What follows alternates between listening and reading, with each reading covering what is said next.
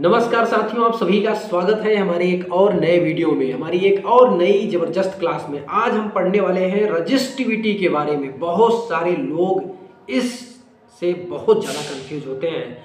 कुछ लोग तो होते हैं भाई, वो कंफ्यूजन में रहते हैं हमेशा कि यार रजिस्टिविटी एक्चुअली में है क्या, ये रेजिस्टेंस ही है क्या।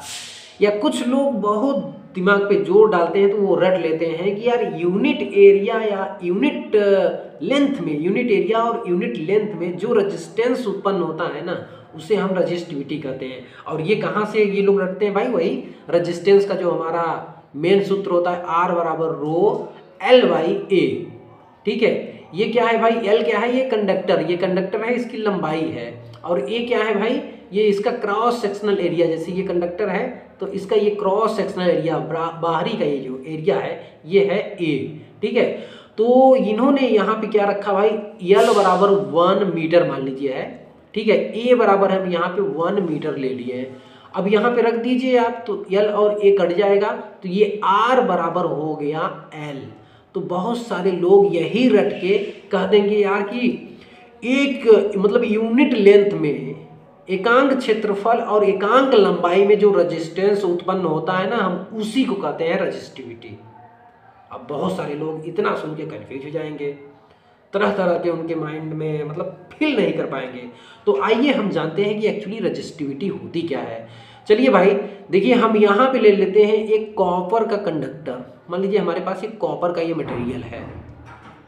ठीक है, कंडक्टर है, कुछ भी मान लीजिए। ठीक है, इस तरह से हमारे पास एक कॉपर का कंडक्टर है। आप सभी लोग जानते हैं कि इस कॉपर के कंडक्टर में होंगे भाई इलेक्ट्रॉन, फ्री इलेक्ट्रॉन होंगे। ठीक है, मुक्त इलेक्ट्रॉन को ही हम दिखाते हैं। हालांकि ये इलेक्ट्रॉन, जैसे मान लीजिए ये एटम है, ये एटम है। ठीक है, इस तरह से अगल बगल इलेक्ट्रॉन रहते हैं ना, इस तरह से अगल बगल क्या होते हैं? इलेक्ट्रॉन होते हैं। ठीक है, अब देखिए क्या होगा। अभी हम इसको ना किसी भी सोर्स से जोड़े नहीं हैं, तो हम आपसे पूछेंगे अच्छा ये इलेक्ट्रॉन जो होंगे, आप सभी लोग जानते होंगे, थ्योरी में पढ़े होंगे भाई, केमिस्ट्री में पढ़े होंगे या कहीं भी पढ़े होंगे।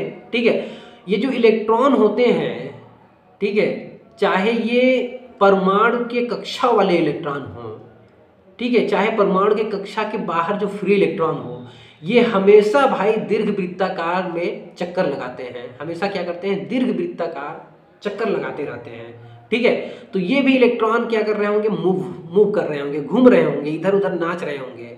अभी वोल्टेज कोई हम कुछ नहीं लगाए हैं, वोल्टेज वगैरह कुछ भी यहाँ पे हम नहीं लगाए हैं। ठीक है, इस कंडक्टर पे कोई भी वोल्टेज नहीं लगाए हैं। तो वोल्टेज न लगाने से पहले जब ये इलेक्ट्रॉन क्या होते हैं? स्वतंत्र रूप से इधर उधर घूम रहे होते हैं। ठीक है, घूम रहे होते हैं, मूव कर रहे होते हैं स्वतंत्र रूप से। और आप सभी लोग जानते हैं जो ये फ्री इलेक्ट्रॉन होते हैं, फ्री इलेक्ट्रॉन, इनकी जो वेग होती है भाई, वो कितना होती है? 0.58 सेंटीमीटर पर मिनट होती है भाई, इनकी स्पीड होती है।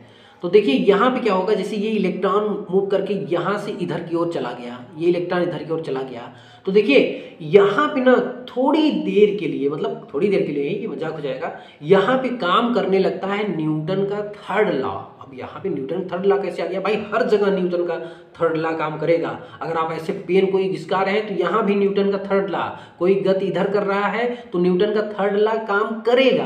क्या करेगा भाई? तो अगर ये इधर जा रहा होगा तो एक बल काम करेगा इसको इधर रोकने के लिए। ठीक है, विपरीत दिशा में।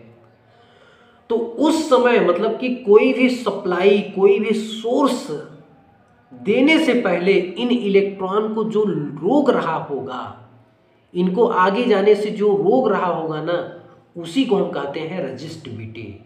ठीक है, किसी भी मटेरियल में इलेक्ट्रॉन, मतलब किसी भी मटेरियल में, किसी भी कंडक्टर में सप्लाई जोड़ने से पहले जो इलेक्ट्रॉन को रोकता है, उस समय उस गुण को, उस मटेरियल के उस गुण को हम कहते हैं रेजिस्टिविटी, और इसे हम रो से प्रदर्शित करते हैं। और यहाँ से अगर इसका मात्रक निकालेंगे तो इसका मात्रक होता है ओम मीटर। ठीक है, या फिर इसका मात्रक क्या हो सकता है भाई? ओम सेंटीमीटर। ठीक है, इस तरह से इसका मात्रक, मतलब लंबाई का जो मात्रक होगा वही यहाँ पे लगता हुआ चला जाएगा। तो आई होप कि आप लोगों ने समझा होगा कि ये रेजिस्टिविटी एक्चुअली में क्या है। तो समझ लीजिए कि किसी भी कंडक्टर के ऊपर वोल्टेज सोर्स या कोई भी सोर्स देने से पहले उनके इलेक्ट्रॉन की गति में जो अवरोध उत्पन्न हो रहा होता है ना, उसको हम रजिस्टिविटी कहते हैं। और ये अवरोध कितना उत्पन्न होगा, ये रजिस्टिविटी कितना होगा, हर एक मटेरियल का अलग अलग होता है, हर एक मटेरियल का गुण अलग अलग होता है। और इसको ना ये क्योंकि ये मटेरियल के अंदर का गुण है, तो हम इसे काट के तान के चेंज नहीं कर सकते हैं। मतलब ये लंबाई और क्षेत्रफल से बिल्कुल स्वतंत्र होता है, क्योंकि ये मटेरियल के अंदर का गुण है। जैसे हमारे अंदर का जो गुण है, आप हमें काट दीजिए, ठीक है, लेकिन हमारे अंदर की जो गुण है वो नहीं खत्म होने वाली है। तो इस चीज को आप समझ लीजिए भाई।